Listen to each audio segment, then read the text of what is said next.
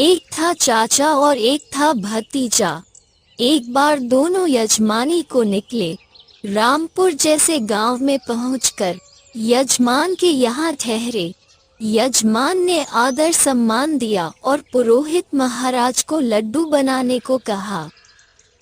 चाचा भतीजा ने बाटियां सेक कर चूरमा बनाया और उसके लड्डू बनाए, जो हुए 5।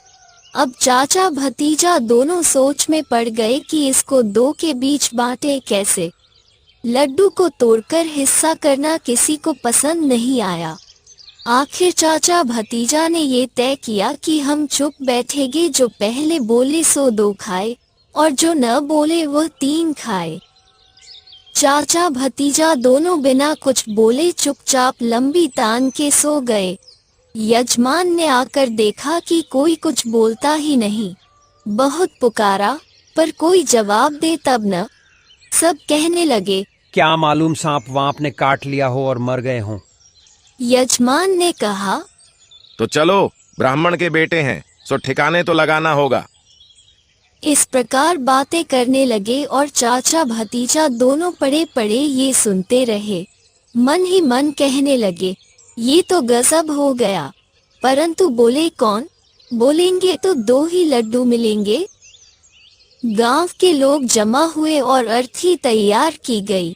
चाचा भतीजा को कसकर बांधा, परंतु दोनों में से एक भी नहीं बोला, जैसे वे सचमुच में 2 लाशें हैं। राम बोलो कहते हुए उन्हें शमशान ले गए।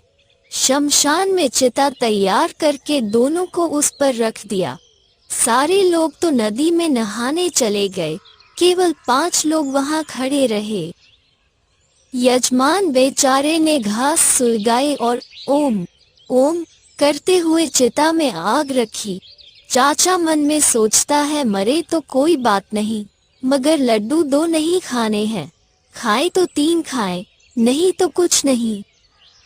भतीजे ने सोचा 3 लड्डू के चक्कर में मर गए तो जिंदगी से ही हाथ धो बैठेंगे, इसलिए आखिर भतीजा बोला, अरे भागो यहाँ से, 3 तुम्हारे और 2 ही मेरे। चाचा भतीजा दोनों चिता से उठ बैठे। वहाँ खड़े 5 बोले, भागो जल्दी, ये तो भूत हो गए।